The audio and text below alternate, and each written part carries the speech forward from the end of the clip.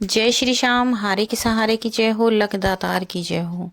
दोस्तों, जैसा कि आप सभी जानते हैं कि 30 दिसंबर पौष की पुत्रदा एकादशी आ रही है। ये साल की आखिरी एकादशी है।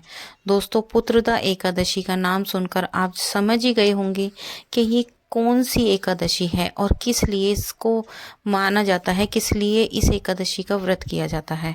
दोस्तों, इस एकादशी का मतलब है जिन लोगों के पास संतान नहीं है, जिन महिलाओं के पास संतान नहीं है, जिन्हें संतान प्राप्ति चाहिए, उस दिन आप सभी ये व्रत कर सकते हैं। और दोस्तों, इस व्रत के साथ साथ अगर आप एक श्याम बाबा का उपाय भी कर लेंगे तो यकीन मानिए दोस्तों, जिन लोगों को अभी तक संतान की प्राप्ति नहीं हुई उन लोगों को बहुत ही जल्द आने वाले साल 2026 में संतान की प्राप्ति अवश्य हो जाएगी। जी हाँ दोस्तों, ये पुत्रदा एकादशी है। पुत्रदा एकादशी का मतलब बच्चों के लिए, मतलब जिनको बच्चों का सुख नहीं है, जो लोग चाहते हैं कि हमारे जीवन में भी बच्चों का सुख हो।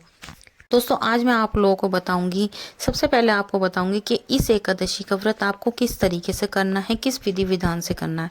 साथ ही साथ आपको एक ऐसा उपाय भी बताऊंगी जिसे करने से आपको बहुत ही जल्द संतान की प्राप्ति हो जाएगी। लेकिन उससे पहले दोस्तों, अगर अभी तक आप लोगों ने हमारे चैनल को सब्सक्राइब नहीं किया है तो सबसे पहले हमारे चैनल को सब्सक्राइब करके बेल आइकन पर ज़रूर प्रेस कर लें, ताकि आने वाले वीडियो का हर नोटिफिकेशन सबसे पहले आप तक पहुंच सके। तो चलिए दोस्तों, जान लेते हैं आखिर ये एकादशी का व्रत किस तरीके से रखना है और इस एकादशी का व्रत करने से कितनी जल्दी आपको संतान की प्राप्ति हो जाती है।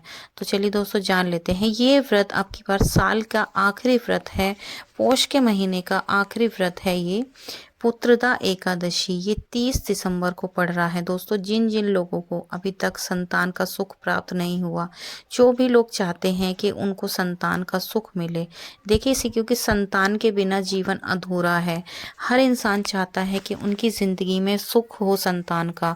संतान के बिना जीवन अधूरा है। बिना संतान के ये समझिए माँ बापों का जीवन बिल्कुल बेकार है। इसलिए संतान के लिए बहुत लोग परेशान रहते हैं, बहुत लोग इधर उधर पैसे बर्बाद करते हैं, इलाज भी कराते हैं, बड़े से बड़े डॉक्टर्स को दिखाते हैं। लेकिन कहते हैं ना दोस्तों, अगर दवाई लाख की न लगे तो राख की भी काम कर जाती। उसी तरीके से अगर आप संतान प्राप्ति के लिए परेशान हो, अगर आप डॉक्टरों को पैसे दे दे के थक चुके हो, तो आप एक बार ये छोटा सा उपाय करके देख लेना दोस्तों, आपको जरूर संतान का सुख मिलेगा। ये श्याम बाबा को एकादशी का व्रत बहुत ही ज़्यादा प्रिय है, बहुत ज़्यादा पसंद है। और अगर आप इस दिन इस एकादशी के व्रत के साथ साथ एक छोटा सा उपाय भी कर लोगे तो ये समझो कि आपको बहुत ही जल्द संतान की प्राप्ति हो जाएगी।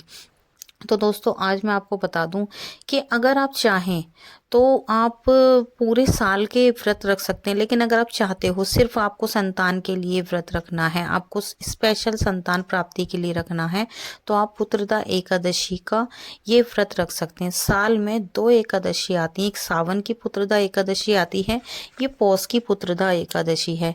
तो जिन लोगों ने सावन की पुत्रदा एकादशी का व्रत नहीं किया, वो अब ये इस साल की आखिरी पुत्रदा एकादशी का व्रत करके संतान सुख प्राप्त कर सकते हैं। और उसके साथ साथ एक छोटा सा ये उपाय भी ज़रूर कर लें।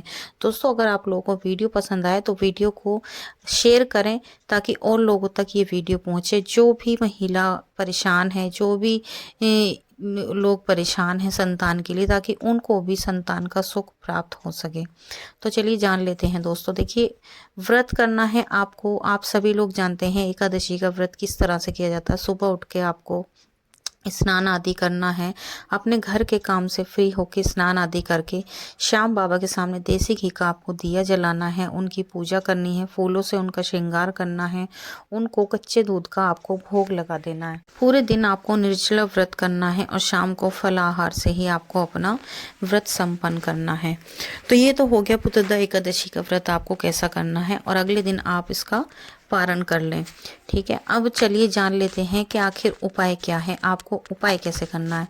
दोस्तों, कहते हैं ना कि जब हम श्याम बाबा को अर्जी लगाते हैं, अगर हम श्याम बाबा को एकादशी वाले दिन अर्जी लगा दें तो उस अर्जी का फल दुगना हो जाता है, उसका फल कई गुना ज़्यादा होके हमें मिलता है। तो इसलिए दोस्तों, इस दिन लगाई गई अर्जी इंसान की कभी भी खाली नहीं जाती। इस दिन आप श्याम बाबा को पुत्रदा एकादशी वाले दिन एक छोटी सी अर्जी लगाएं। तो अर्जी लगाने के लिए आपको करना क्या है, आपको एक वाइट कलर का प्लेन पेपर लेना है, एक रेड कलर का या फिर पीले कलर का, कैसे भी कलर का आपको एक 1.25 मीटर का कपड़ा ले लेना है और एक आपको रेड कलर का पेन ले लेना है, एक कलावा ले लेना है। अब आपको करना क्या है, उस पेपर पर आपको सबसे पहले ओम श्री श्याम लिख देना है। फिर उसके बाद आपको लिखना है कि हे श्याम बाबा, मुझे अब तक संतान का सुख प्राप्त नहीं हुआ, आप मुझे कृपया करके मुझे संतान का सुख प्राप्त कराएं। प्रभु, आज की ये मेरी अर्जी आपके श्री चरणों में है। बाबा, अगर आप मेरी नहीं सुनोगे तो मेरी कौन सुनेगा। बाबा, आप हारे के सहारे हो। बाबा, मैं थक चुकी हूँ या फिर मैं थक चुका हूँ, अब मैं हिम्मत बिल्कुल हार चुका हूँ, मैं टूट चुका हूँ। प्रभु, मुझे कृपया करके मुझे संतान का सुख प्राप्त करें। बाबा, आप तो हारे के सहारे हैं। ऐसे उसमें अपनी अर्जी लिख देनी है। अब आपको करना क्या है, रेड कलर के कपड़े में, हाँ सॉरी, आपको एक नारियल भी लेके आना है। नारियल के साथ ही आपको इस अर्जी को लगाना है। अब आपको उस कपड़े में, जो आप रेड या पीले रंग का कपड़ा लोगे, उस कपड़े में आपको वो नारियल रख देना है। अब जो आपने अर्जी लिखी थी वो अर्जी उस नारियल के ऊपर रख देनी है।